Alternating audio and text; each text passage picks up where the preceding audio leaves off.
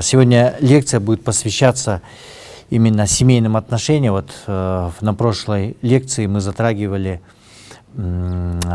статус, права женщины в исламе. Сегодня продолжение, сразу затронем, как в исламе, какое место в исламе занимают дети, да, в целом. То есть сразу начну с того, что согласно исламу каждый мусульманин, у него есть своя ответственность, да, за всю семью. И мужчина, он воспитывается в исламе в рамках мягкости и великодушия. Что такое великодушие и мягкость? То есть идеальное понятие идеального мужа, да? Это пример нашего пророка Мухаммада, саллаллаху алейхи вассалям, где он был, несмотря на то, что наш пророк был одновременно и имамом, да, возглавлял мусульманскую общину и выполнял, можно сказать, государственные дела. В период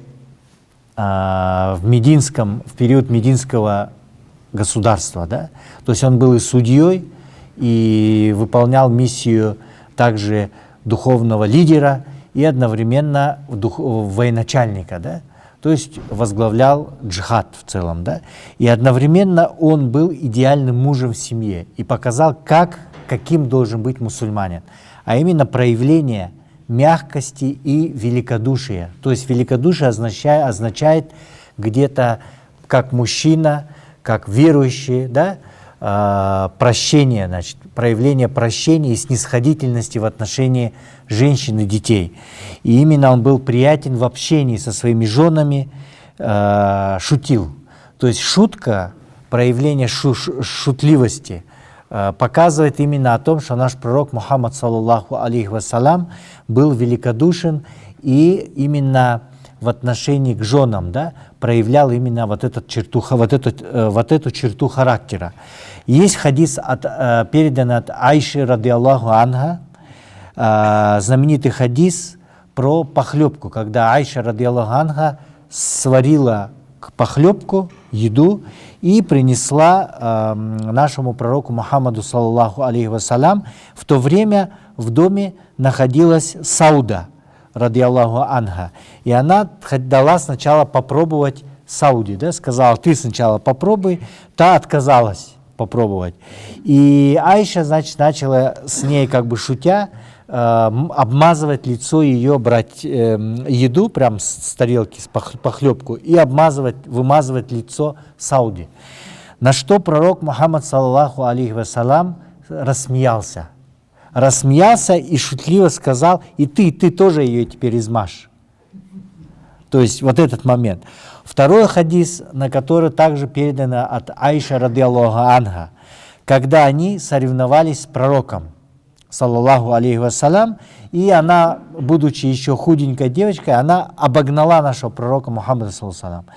В следующий раз, Айша рассказывает, что в следующий раз, когда она уже чуть-чуть как бы набрала вес, да, то пророк, саллаллаху алейхи вассалям, сказал: давай еще раз соревноваться.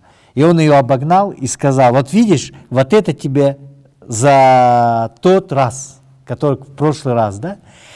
Другой раз также есть хадис, также переданный от матери правоверных Айши, радиаллаху анха, когда в мечети, а вы знаете, в Медине, Мединской мечети, сразу начинался после нее дом. То есть, выходя из дома, наш пророк Мухаммад, саллаллаху алейхи вассалям, попадал в мечеть.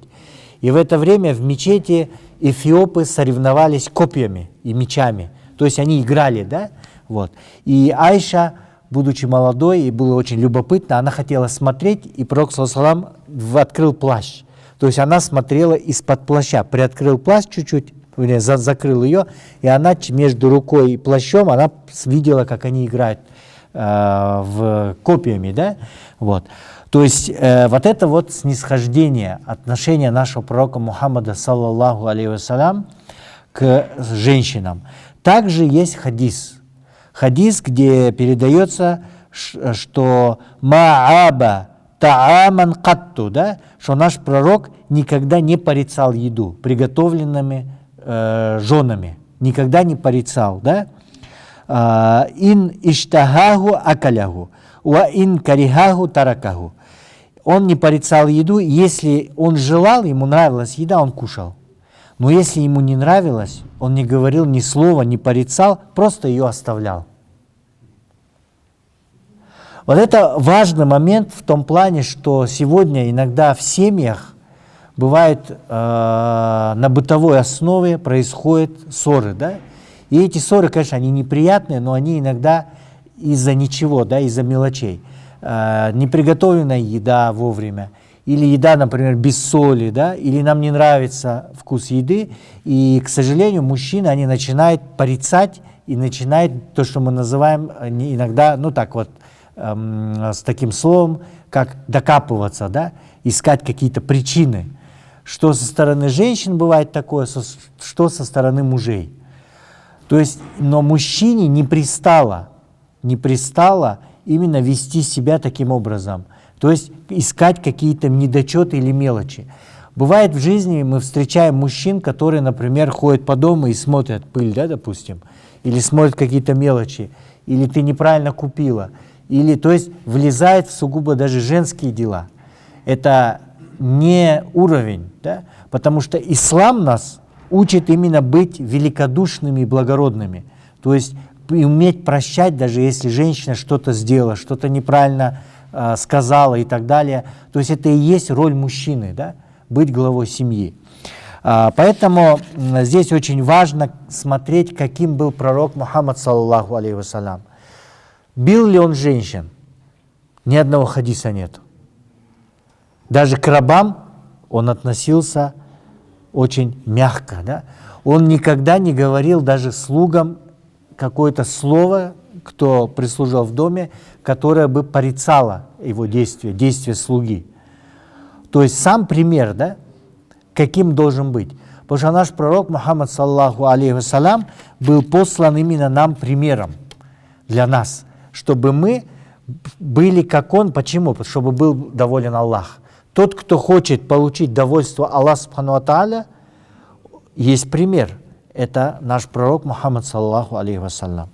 И поэтому для счастливой, конечно, жизни, что нужно сделать? В первую очередь, это совет, наверное, молодоженам, да? В первую очередь, это уметь хранить семейные тайны и секреты. Потому что даже по шариату вы друг другу являетесь авратом, прикрытие аврата. Каждый из нас человек, кулю бени адамуль хатаун, валь хейруль хаттаун тауабун. Да? То есть каждый из нас ошибается, у каждого есть недостатки. В доме, внутри мы открываем эти недостатки, свой аврат, правильно?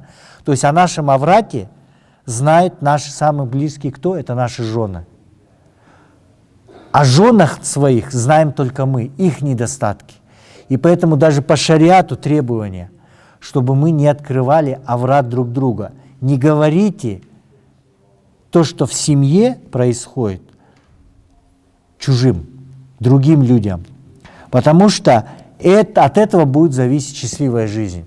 Тот, кто открывает аврат своего дома, да, это считается очень большим грехом, и это является причиной для разлада в семьях, даже до развода доходит. Тем более, что наш пророк Мухаммад, саллаллаху алейхи вассалям, сказал: «Аль-муслиму аль-муслим сатруль авра».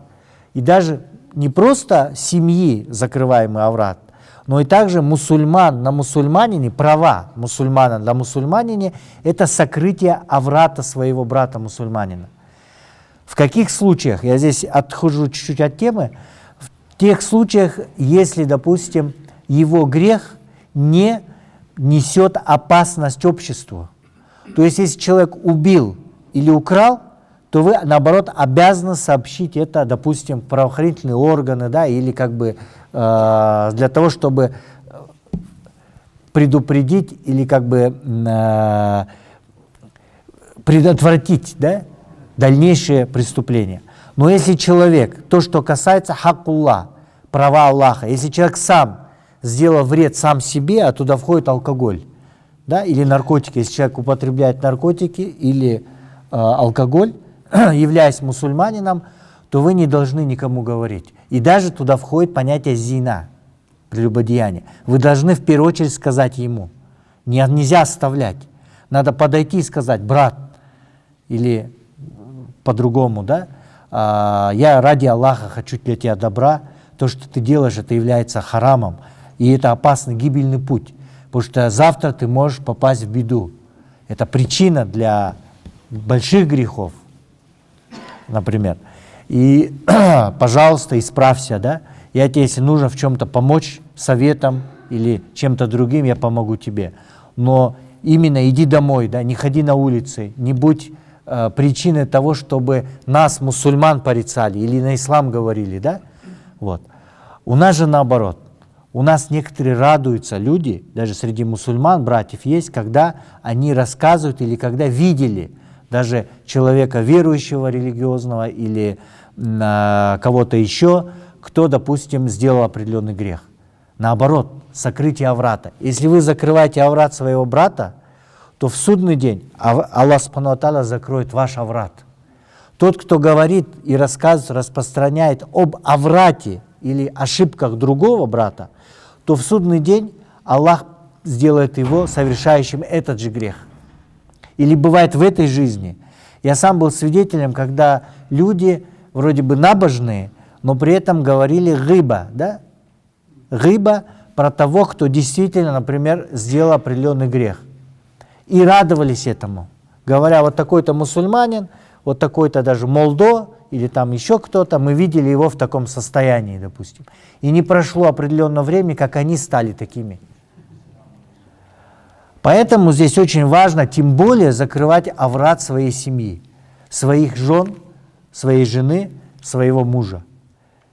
Второе наставление, или как бы насыха, да, это не ставить в неловкое положение друг друга при людях.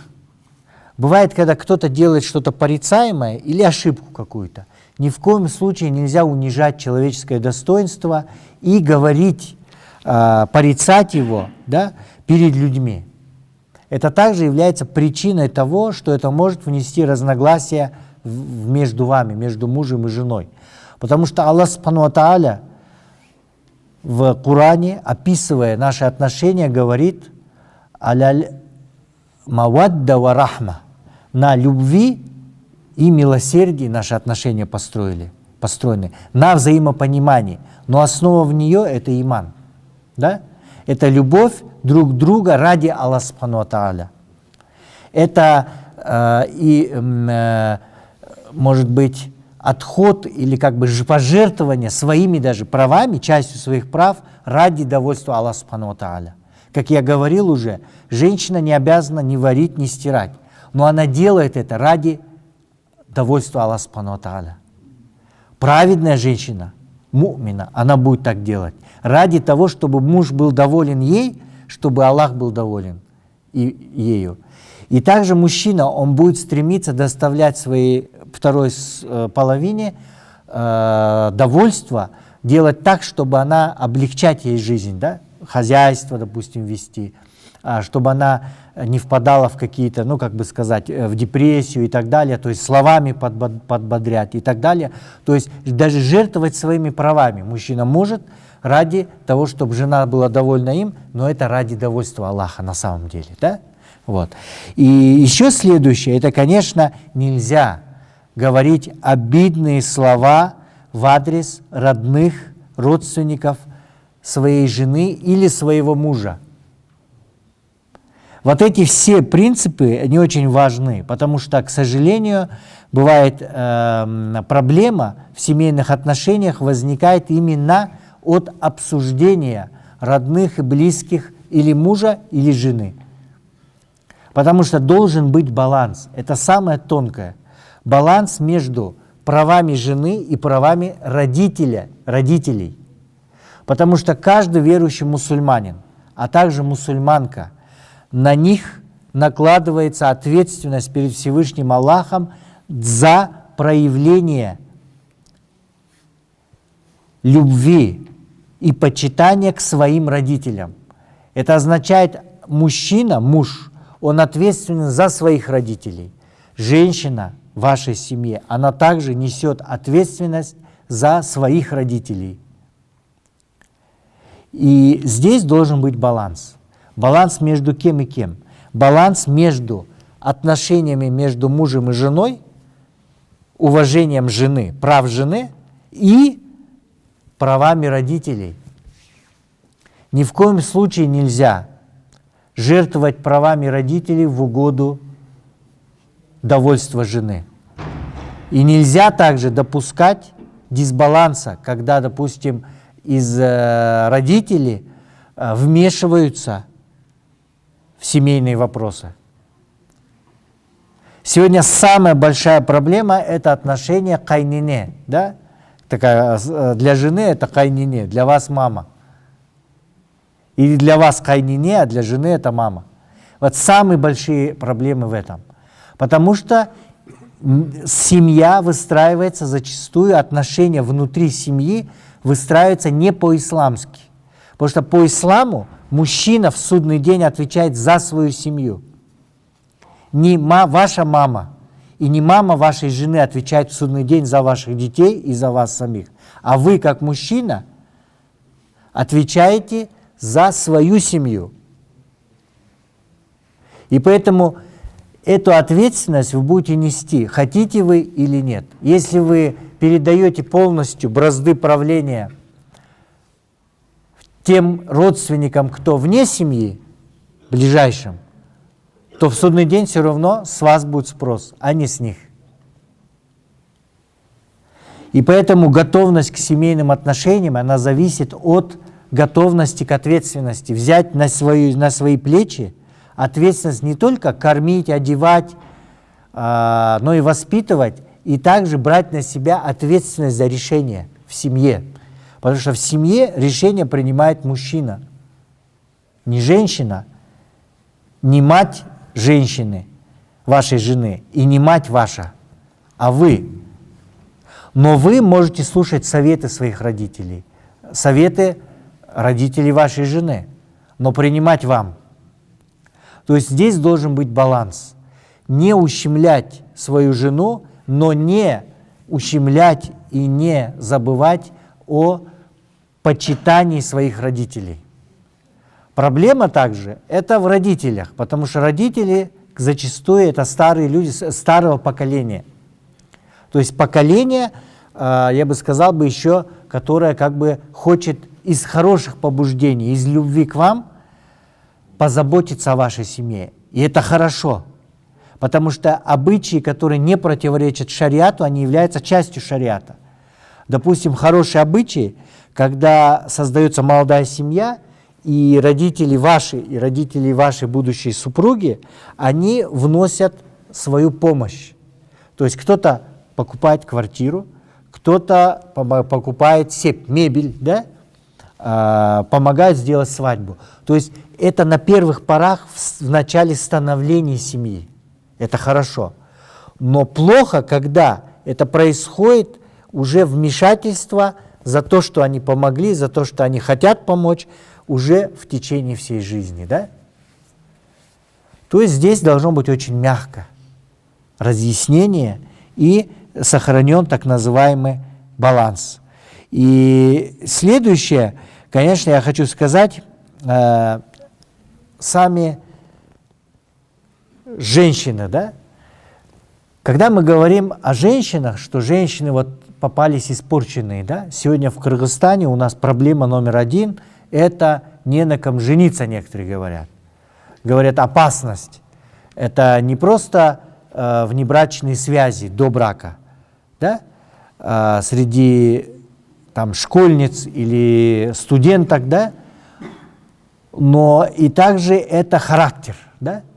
Это женщины сегодня испорчены в плане не сколько только вот в этих отношениях, но в плане требований, что женщины хотят сразу, чтобы мужчина имел дом, квартиру, хорошую работу, и поэтому идет такой вот напряг, да? И мужчинам приходится поздно жениться из-за того, что нужно все обеспечить, встать на ноги до 30 лет, там некоторые вообще и так далее, да? Вот. Конечно, это очень плохо, это проблема, но она взаимосвязана. Она взаимосвязана. Потому что сегодняшние женщины, это есть воспитание в семье, раз. Это второе, влияние извне через интернет, через фильмы и через моду. Потому что модно сейчас иметь, и нужно иметь, это необходимо, дом, квартиру, что всю жизнь не работать потом для этого.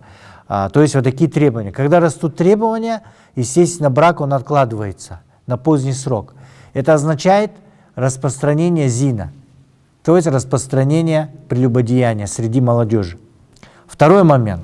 Двойные стандарты. Когда парни хотят жениться на чистых девушках, но при этом сами практикуют прелюбодеяние. Но жениться они хотят на чистых. Вот здесь вот проблема не в исламе, проблема в обществе, в человеке, в самом. Проблема вот здесь. Как фильм «Собачье сердце», профессор Преображенский, разруха, она в головах. То есть вот здесь надо изменять. В чем проблема? Отношение к женщине. Какое у нас отношение к женщине в обществе? Понятно? Потому что у нас отношение неправильное. На самом деле женщина, она чья-то дочь, девушка. Она чья-то сестра. Она чья-то мать, будущее. И в этом смысле, когда мы говорим о женщине, надо вспомнить хадис, где наш пророк Мухаммад, саллаллаху алейхи вассалям, сказал: «Ида фасада раджулун», если испортился мужчина, не женщина, а мужчина, фасадат мар'ату, испортится женщина. Ва ида фасадат мар'ату, фасада кауму кулляху. То есть, если испортится женщина, испортится все общество. Проблема, значит, в нас. Наше отношение к женщине, понятие намыс, честь. Хочу спросить, кто из нас защищает честь женщины? Потому что честь в исламе это стоит на первом месте. В исламе есть 5 основ по шариата. Они идут по нисходящей, сверху вниз.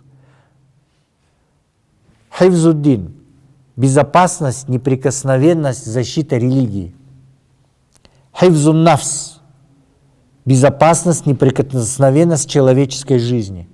Человеческая жизнь, она неприкосновенна в своей основе. Хифзул акл.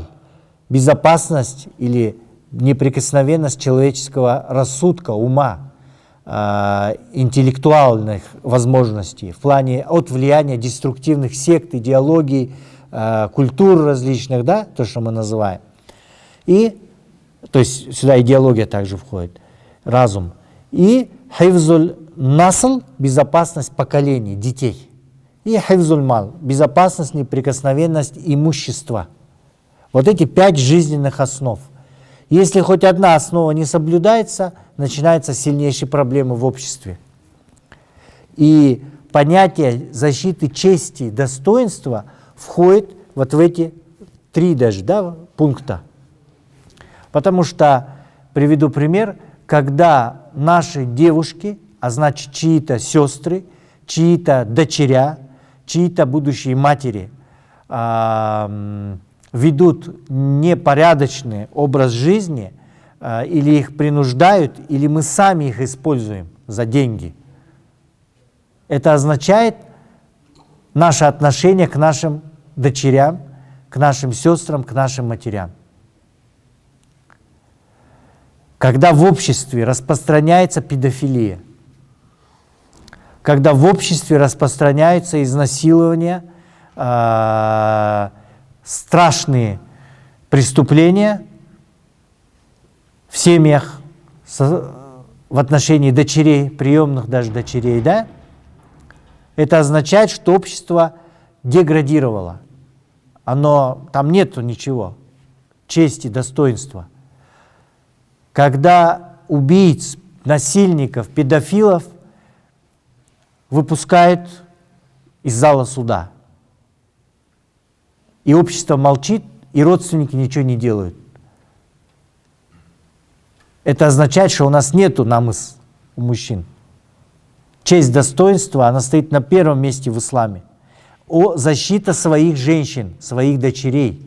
Когда мужчины ходят в определенные места к девушкам, да, в возрасте мужчины, которые девушки по возрасту к их дочерям подходят. Вот это называется самое дно деградации. Да? И поэтому ислам охраняет женщин в первую очередь и детей, самых слабых. Потому что женщины, дети, они не защищенные, их защищает Аллах Субхану ва Тааля сам. Через проводниками мы являемся как вакилями, да? На нас ответственность защищать своих жен, своих дочерей, своих детей, свое потомство. Если мы это не делаем, то портятся мужчины, потому что мужчины портятся. Потом портятся женщины. Потому что мужчины не препятствуют женщинам, чтобы они портились. Они сами используют этих женщин. И потом портится, когда женщина, портится все общество. Потому что женщина, она воспитывает детей. Если женщина, она унижена, обижена, избита, она не чувствует безопасность, и что ее мужчина защитит, и общество защитит, то каких детей она будет воспитывать? Вот эти дети, это дети уммы Мухаммада, саллаллаху алейхи вассалям. Какие они будут? Они будут забитые, трусливые, неграмотные, невежественные. Понимаете? И сегодня мы с этим сталкиваемся, можно сказать, конкретно на примерах, когда идет деградация и нехватка именно интеллектуалов, да? Нехватка именно личностей в исламе. Личностей. Права у женщин, в первую очередь, какие должны быть? В первую очередь, это даже в семье Аллах Субхану ва Тааля, в семье внутри, сделал женщину независимой экономически от мужа, сделав шартом махр, условием для заключения нике сделал выплату махра. «Ваутухунна уджурухунна» и давайте им, женщинам, их плату. Это не значит, что наоборот унижение в исламе. Некоторые говорят, вот махр, это как будто мусульмане покупают себе жен. Нет, наоборот.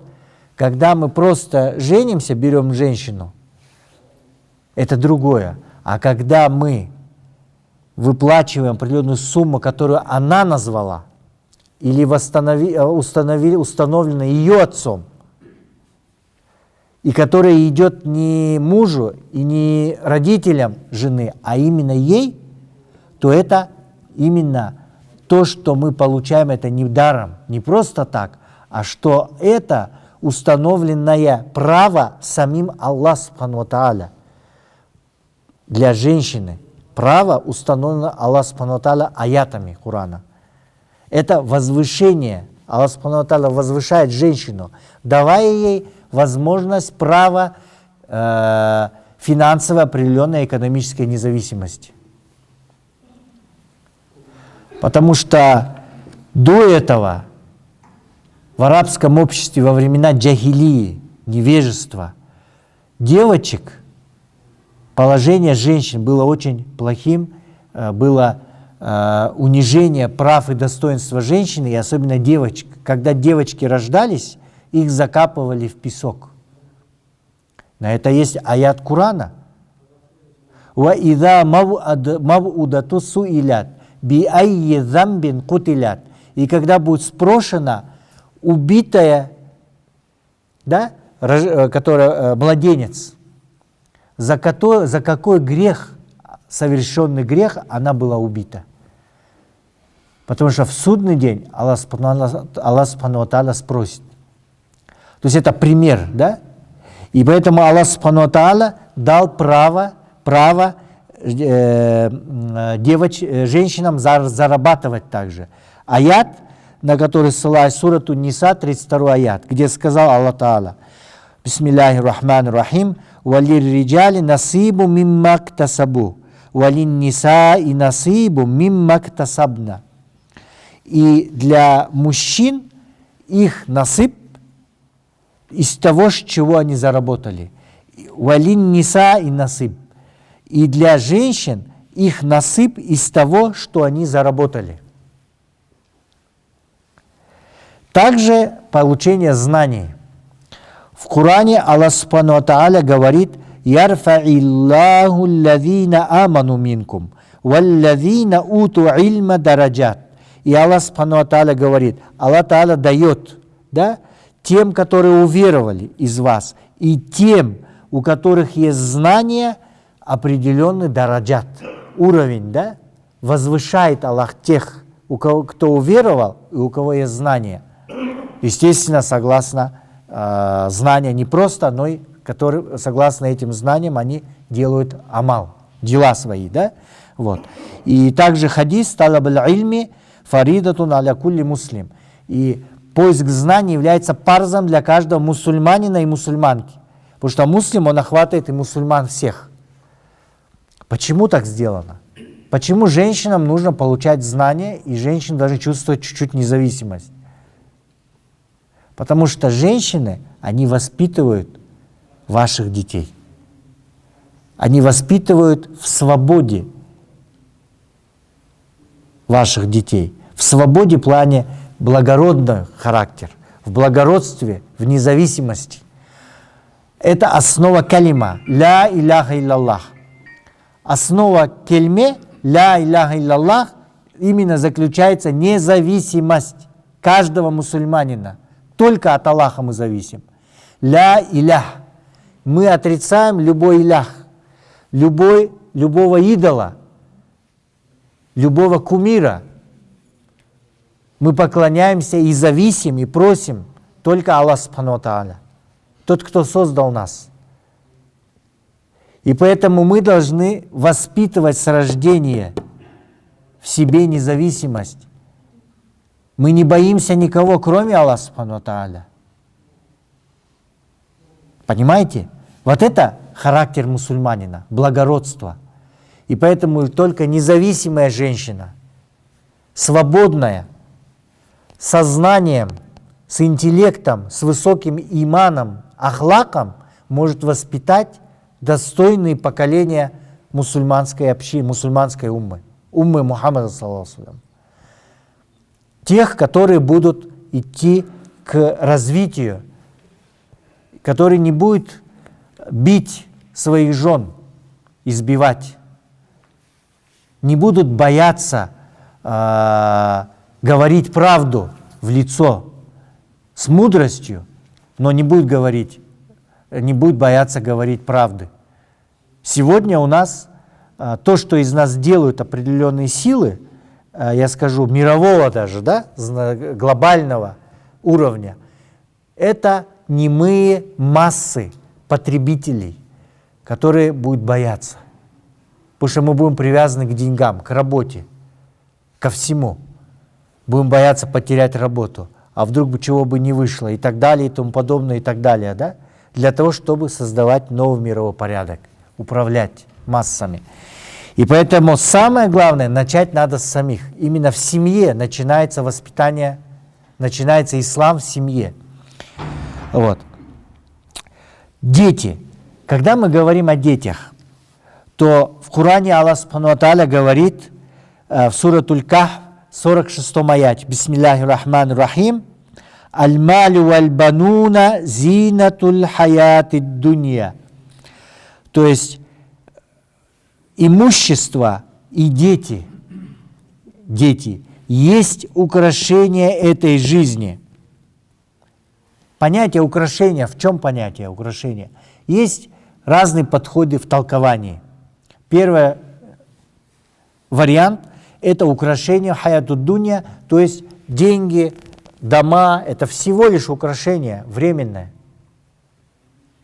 Второй вариант – украшение жизни, дети. Если, да, вы даете детям должное воспитание, воспитываете в них богобоязненность, то есть нрав, да, добрый нрав, исламский нрав, благочестивость, да?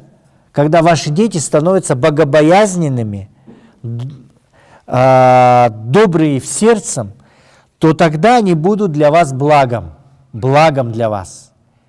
Не счастье именно для родителей, именно ихнего довольства. Когда вы довольны детьми, ими доволен Аллах Субхану ва Тааля. А когда вы довольны детьми? Когда эти дети ведут себя наилучшим образом. То есть они благочестивы, они добры к вам, они кормят вас, одевают, они проявляют заботу. Они, как люди состоялись в плане духовно-моральной стороны, состоялись.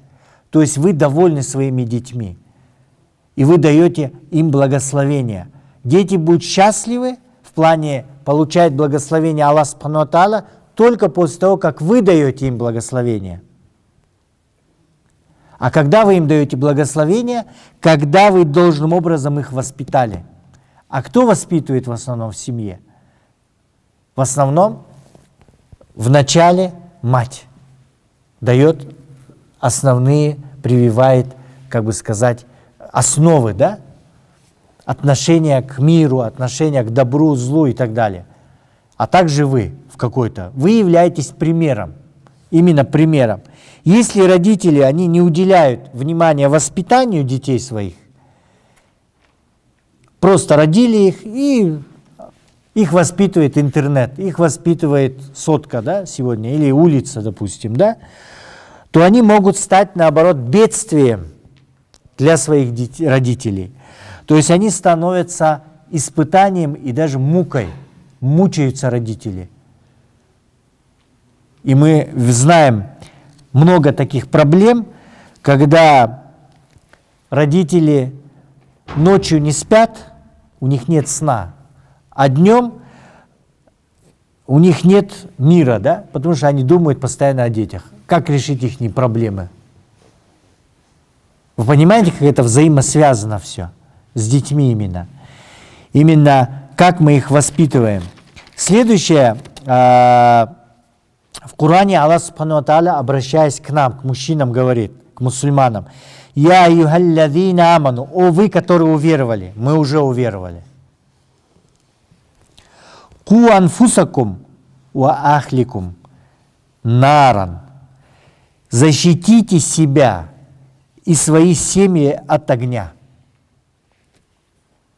То есть мы сами можем быть причиной, либо за свои семьи отвечаем, либо причиной того, что мы сами и наши семьи попадут в рай, или наоборот.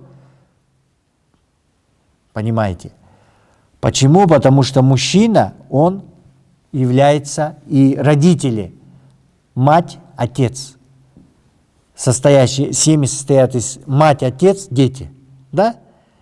И вот обращение идет к мужчинам в первую очередь и к женщинам потом уже, да? Защитите спасайте свои семьи от огня. Себя и свои семьи. Почему это взаимосвязано? Потому что здесь мы сами подаем пример. Если нас дети бьют, ругают, не дают еду в старости, проблема нас самих. Значит, как мы относились к своим родителям? Дети учатся не на словах ваших, а на вашем примере, на ваших поступках конкретных. В каждой семье есть своя аура, называется, да? Своя атмосфера.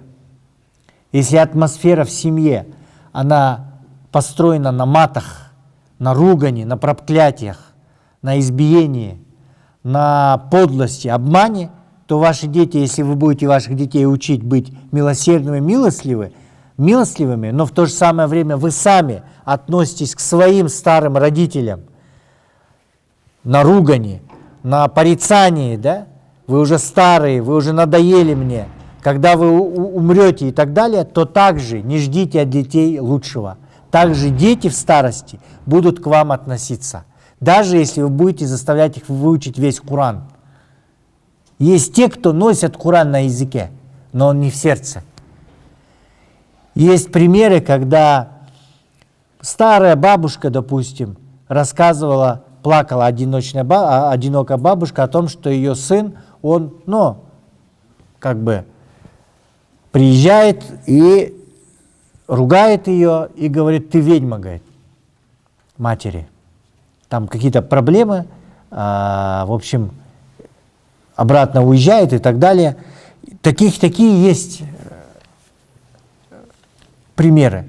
Но в основном эти примеры не из исламских семей, не из мусульманских семей. В целом я говорю, да?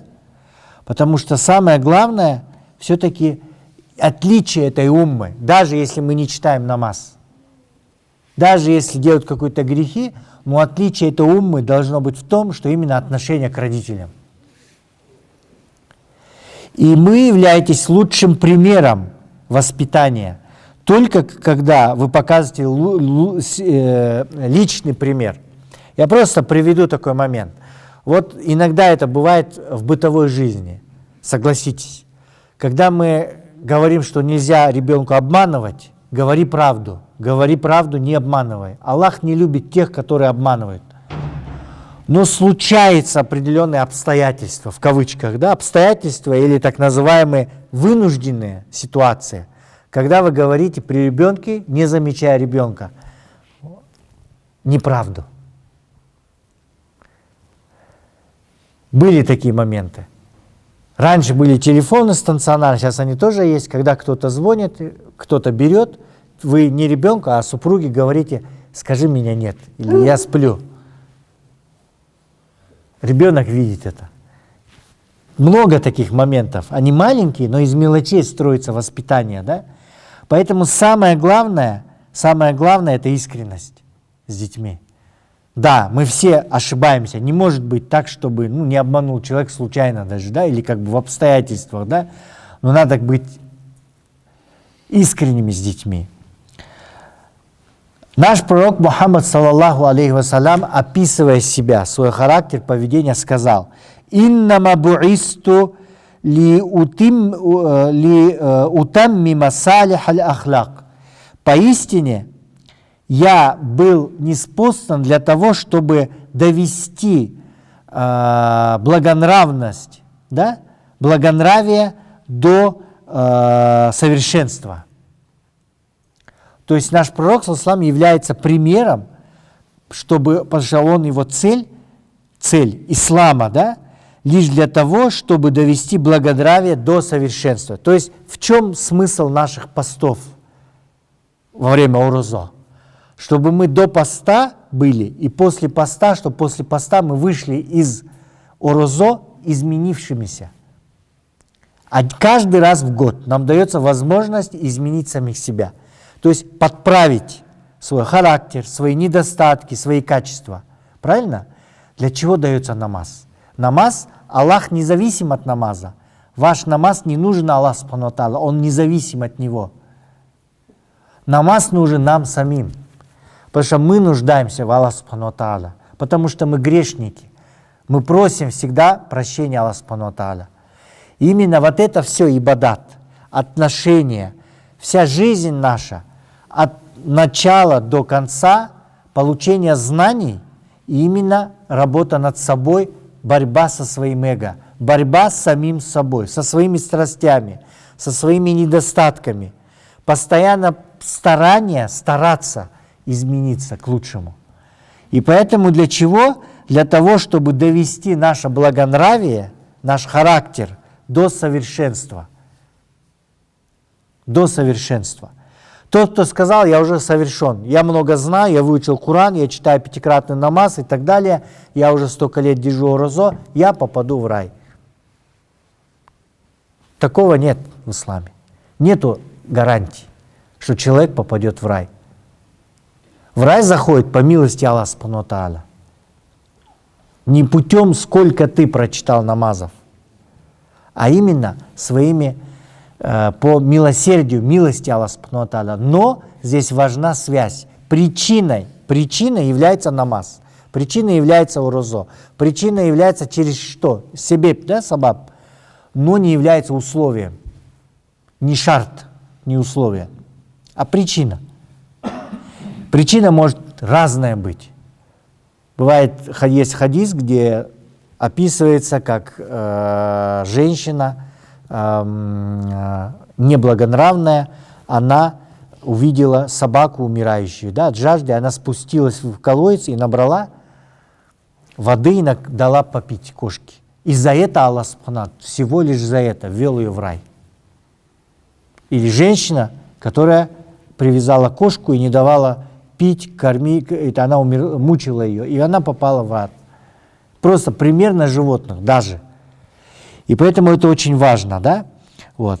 И я хочу сказать, что, конечно, шариат, ислам в первую очередь защищает слабых и беззащитных. Туда входят женщины, дети, и я уже говорил, проблема педофилии сегодняшнее, распространение насилия в отношении детей, избиение или то, что мы сегодня читаем каждый день, каждую неделю, не каждый день, а каждую неделю и каждый месяц, да, иногда появляются сводки в интернете об страшных сценах насилия, да, о насилии над детьми. Именно педофилия, инцест есть, да, и так далее, и тому подобное. То есть это страшнейшее преступление в исламе, потому что ислам защищает в первую очередь детей. Те, кто совершает это, для них наказание в этой и на том свете. Но проблема в чем? Сегодня то наказание, которое есть, я лично, это мое субъективное мнение, оно недостаточно. Тот, кто забирает жизнь без права, убийцы, маньяки, педофилы, для них смертная казнь. Должна быть смертная казнь. И это справедливо. Не потому, что так только говорит шариат, а потому что это справедливость. Аллах справедлив. Семья потерпевшего может простить. Это ее право.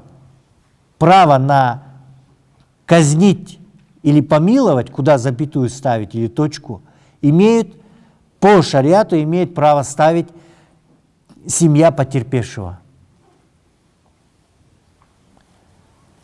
Даже после помилования все равно они получают срок. Там 10-15 лет тюремного заключения. Но именно за тяжелые, тяжкие преступления справедливость – это смерть. То есть казнь, смертная казнь, введение смертной казни. Некоторые говорят, химическая кастрация или кастрация – это не шарт. Это кастрация проходит химическая. Тем более, сейчас уже новые исследования есть, говорящие, показывающие о том, что многие насильники, они изначально были страдали импотенцией, да? Поэтому им не нужна кастрация, да, или там не влияет. Понимаете? То есть сегодня общество, где совершаются страшные преступления, мы видим причину. Причина в нас самих. Это падение нравов, а также отсутствие наказания, беззакония, безнаказанность. Поэтому Аллах Субхану ва Тааля ввел понятие справедливости, возмездия. Да? В аяте сказано, в справедливом возмездии жизнь для ваших обществ. Что это означает? Это означает, что в любом обществе, когда происходят подобные вещи, должна быть определенная граница, черта, за которую нельзя уходить.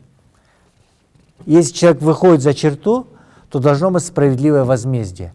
То есть в справедливом возмездии жизнь для наших обществ – это границы. Границы Аллаха Субхану ва Тааля. Потому что мы не чувствуем безопасность. Безопасность за своих детей, за своих близких, на улицах. Если это происходит, помимо того, что мы должны переоценивать свое воспитание, начинать воспитывать детей, вводить какие-то воспитательные уроки, но помимо этого должно быть возмездие, наказание. Для кого-то хватит слова, чтобы справиться и остановить его, а для кого-то слов не хватит. Поэтому это прерогатива государства.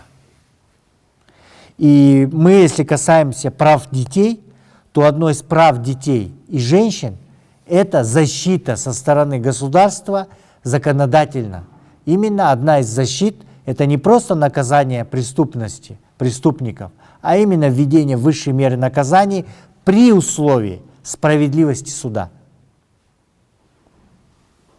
Понятно, да? При условии прозрачности, порядочности судей и справедливости суда для того, чтобы решение судебное, вынесение решений было справедливым, а не за деньги или не специально, чтобы расправиться с неугодным, да?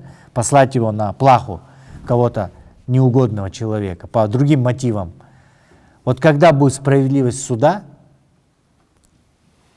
тогда можно вводить. Потому что есть аят Корана. Суд – это весы, мера. И в сурату Табарак, где в суре Ар-Рахман, где Аллах Субхану ва Тааля говорит: «Вабаду'аль мизан, ва акимуль вазна биль кисти, ва ля тухсируль мизан». Я установил весы. Аллах Субхану ва Тааля, у него весы, то есть судный день. Но он установил весы для нас на этой земле также. «Вабаду'аль мизан», и тот, кто установил для нас весы. «Ва акимуль вазна биль кист». И мерьте, измеряйте весами справедливо. Это не только торговля, это дела. Когда мы кого-то судим. Нам дал Аллах Субхану ва Тааля право судить на этой земле. И дал весы. И измеряйте вес справедливо. «Валя тухсируль мизан». И не ломайте весов. Когда в обществе ломаются весы, когда измеряют вес несправедливо, преступление и наказание за деньги, вот тогда в обществе начинается беспредел, то, что называется. Любой преступник, у кого есть деньги, он может откупиться. То, что и происходит сегодня. Какие методы воспитания детей? В первую очередь, как я говорил уже, это искренность с ребенком, с детьми. А также донесение или обучение своих детей в форме игры, через игру. Наш пророк Мухаммад, саллаллаху, это пример, как он относился к своим внукам Хасану и Хусейну. Допустим, намаз пророка вместе с внуками. Когда намаз, чуть-чуть он затянулся из-за того, что на спину нашему пророку Мухаммаду, саллаллаху алейхи вассалям, залез один из внуков и играл, повис на спине. И он долгое время лежал в саджде, находился в саджде. И когда он уже встал, его спросили: «Малякум, почему, что с вами?» Он сказал: «Потому что мои дети, да, игрались со мной». Да? То есть это первый урок, то есть первая мудрость в том, что даже намаз, да, в намазе дети, они играются. Дети есть дети. Не кричите, не останавливайте детей до совершеннолетия, если они переходят перед вами, намаз не ломается. Или садятся на спину. Или во время намаза подходят, вас дергают, что-то говорят и так далее. Некоторые молятся с детьми, берут детей на руки и молятся с детьми. Нет проблем. Это не ломает намаз. То есть это в ней две мудрости. Мудрость по юриспруденции, как относиться к детям, которые мешают читать намаз. Да? Они не мешают, то есть они не влияют на намаз никак. Второе, что это может превращаться в игру. То есть воспитание в исламе, дети до совершеннолетия обладают полностью свободой, можно сказать. Да? То есть имеется в виду, играют. То есть все преподносится в игре. Да? Иногда детей, конечно, мы шлепаем, наказываем. В этом нет проблем, потому что это естественно. Лучше это, конечно, словом и личным примером показывать. Лучше. Но бывают такие моменты, когда чуть-чуть шлепают, повышают голос. Это от каждой семьи зависит. Это в каждой семье бывает такое. Но ни в коем случае нельзя применять к детям насилие, а именно бить. Шлепок отличается от избиений. Когда некоторые избивают кулаками, душат детей, это уже нарушение прав детей, и за это родители будут нести наказание перед Аллахом Субхану ва Тааля. Потому что дети, они как ангелы, безгрешные. Они не отвечают за свои дела, ангелы им не пишут дела. Но детей, пока они маленькие, вы обязаны обучать в исламском культуре, в исламском поведении. Да? Потому что есть пример нашего пророка Мухаммада, саллаллаху алейхи вассалям, как кушать. Когда мальчик начинает кушать, со всех берет с тарелки, с общей, со самые куски. И пророк говорит: я гулям, о мальчик, юноша, мальчик еще. Куль бияминек, ешь справа, правой рукой. Говори бисмилля вначале. Проешь с правой рукой, бери, что ближе к тебе. Дай свой кусочек, что есть соседу, если у него нет кусочка. Понимаете? То есть сразу, смотрите, в еде вы учите ребенка сразу нескольким вещам. Это что? Ближе к тебе, то есть не бери кусок у других, не будь жадным. Поделись ближним, не будь эгоистом. Дай свой лучший кусочек чуть-чуть другому, да? Говори бисмилля. Мой перед едой руки. Чистоплотность. После еды, да, допустим, также. То есть мыть руки постоянно. Говорить бисмилля. Есть понемногу, не торопясь. Разговаривать чуть-чуть во время еды. Поддерживать разговор. Да? То есть сразу культура идет, и воспитание, и все. Да? И когда молодой человек встал, юноша, и спросил пророка Мухаммада, саллаллаху алейхи вассалям, о прелюбодеянии. Говорит: и мне нравится, и ей нравится, с обеих согласия. Что здесь плохого? Своими словами я говорю. На что пророк что сделал? Он крикнул, я харам, разве так сказал? Эй, харам, например, или разозлился. Что сделал пророк? Кто помнит хадис, почитайте. Пророк, саллаллаху алейхи вассалям, он сказал: я гулям, да? О парень, юноша, да? И он, смотрите, вопрос как задал. Это тарбия. Именно это вопрос с воспитанием. Не унижает человеческое достоинство, потому что человек не знает. Действительно, по логике вещей он думает, что и мне приятно, и если согласие второй стороны, то что здесь плохого, да? И он спросил: а мог бы ты представить, или хотел бы ты совершить это со своей, допустим, сестрой? Чтобы сестра твоя попалась, кто-то совершил с твоей сестрой такое. Говорит: нет. А со своей матерью, если кто-то совершит подобное с твоей матерью, нет, конечно, да? Понимаете? То есть это очень мягко, но это представление. Молодой человек представляет, да? Он не хочет, чтобы с его близкими это случилось. Вот так же она чья-то является мать, чья-то сестра. Понимаете? То есть ля ю'мину ахадукум, не уверует из вас никто, хатта юхиббу ли ахихи ма юхиббу ли нафсихи, пока не пожелает своему брату того, что желает себе. Что мы желаем себе?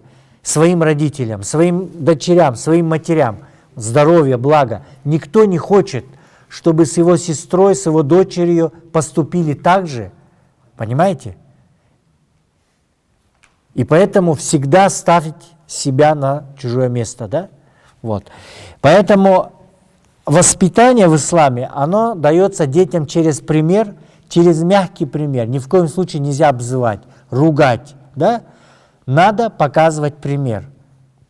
Именно, чтобы человек понял, не испугался этого. Нельзя говорить: ты в ад попадешь. Или это харам, это ад, это плохо и так далее. Самое хорошо говорить примеры, когда человек ставит себя на другое место. Да? Когда человек понимает это разумом, когда он доходит сердцем, а не страхом. Страхом, когда мы все с минбаров кричим и говорим: это харам, это в ад попадешь, все равно люди будут делать это. Понимаете? То есть есть в исламе таргиб, вот таргиб, да? Таргиб лучше. То есть когда мы сердце притягиваем, а не пугаем просто. Есть, конечно, некоторые, которые не понимают ничего, только страх, да? Но это метод сам не совсем правильный. Почему? Потому что наш пророк сказал, хадис: «Яссиру валя туассиру, башширу валя тунаффиру». Яссиру, облегчайте ислам, валя туассиру, и не усложняйте религию. Баширу, говорите благую весть, ту весть, которая вызовет в сердце благодать, любовь, мир, а не то, что оттолкнет от ислама. То, что мы, если будем ругать кого-то, или детей, или кого-то порицать всегда, постоянно обвинять в чем-то, это человека, наоборот, отторгнет от религии, да? Наоборот. Поэтому вот, исходя из этого, наш пророк Мухаммад ﷺ говорил, что дети – это доброта, относиться к детям с добром и к старым с добром. На это указывается хадис. «Ляйса минна ман лям ярхам сагирина ва яриф хакка кабирина». Не от нас, не из нас, не из нашей общины, не нашего понимания тот, кто не жалеет детей и не признает прав пожилых людей. То есть признак этой общины мусульман, когда мы любим детей, уважаем детей. И когда уважаем и проявляем уважение, благодеяние к пожилым. То есть, когда мы, например, даже в постсоветское время было такое воспитание, и детям уступай места матерям с детьми и пожилым. Везде висели таблички, и все мы заходили, когда, например, в автобусы, экарусы тогда были, видим пожилых, сразу встаем, уступаем место. Есть места специальные для беременных, женщин, детей и так далее, но они заняты тоже уже, когда любой старый или женщина с ребенком заходит, все вставали, давали места. Особенно пионеры. Понимаете? А вот сейчас мы мусульмане, мы не пионеры. Но когда вы сядете в маршрутку, вы видите, что молодые девушки или парни, когда заходит старик или женщина, они раз и как будто спят. Понимаешь? А одну, у меня такой случай был, спросили, это настоящий такой случай, года 2-3, девушку-сестру, она в хиджабе полностью, почему она не уступила русской бабушке? Она говорит, она кафирка. Она кафирка. Как вам это? Это не ислам. Потому что все полностью здесь говорится, не из нас тот, кто не уважает, не жалеет детей и не нарушает прав пожилых. Там не сказано, каких пожилых. Ни национальность, ни вероисповедание, ничего нет. Потому что ислам, он строится на уважении просто человека, бени Адама. Потому что вчера мы все были неверующими, все были наши предки и так далее, вот, изначально, да? Мы все приходим к вере, да? Поэтому ислам, в первую очередь, это муамалят. Аддину муамали, это отношения. Твой ислам, твоя вера, она проявляется через отношения в семье. К детям, к жене, к родителям, к соседям. Хак, права, да? К родственникам, к обществу. Например, «Лейса минна ман ла яхтамуль бил умур аль-муслимин». Не из нас тот, кто не уделяет внимания, не переживает, не сочувствует, не сопереживает делам мусульман в обществе. Целовать детей – это из сунны. То есть баловать детей, целовать, нюхать, поднимать, играть, да, и так далее, да. Потому что у некоторых, я заметил, некоторые говорят, ссылаясь на обычаи, говорят, вот безде мундай болбойт, что мальчиков отцы не должны сюсюкаться. Вот ответ на это нашего пророка, Мухаммада саллаллаху алейхи ва саллям, «Ман ла ярхам, ля юрхам». Кто не прощает, кто не милосерден, перед того не будет Аллах субхану ва тааля милосерден к тому человеку. Также наш пророк Мухаммад, саллаллаху алейхи ва саллям, как он относился к дочерям? У него была дочь Фатима, ради Аллаху анху. Есть хадис, который передан он Айше, ради Аллаху анху, который описывает, говоря, когда наш пророк сидел на своем месте и заходила Фатима, ради Аллаху анха, его дочь, то он вставал с места. Пророк вставал с места при входе дочери, целовал ее, усаживал на свое место. Как вам это? То есть, как пророк относился к дочери, да? Если даже не к сыну, к дочери.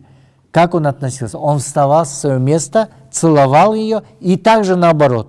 Когда пророк, саллаллаху, приходил к Фатиме, то она вставала с места, целовала его, обнимала, садила на свое место и кормила его из своих рук. Я так скажу, что есть хадис в отношении именно права детей, права именно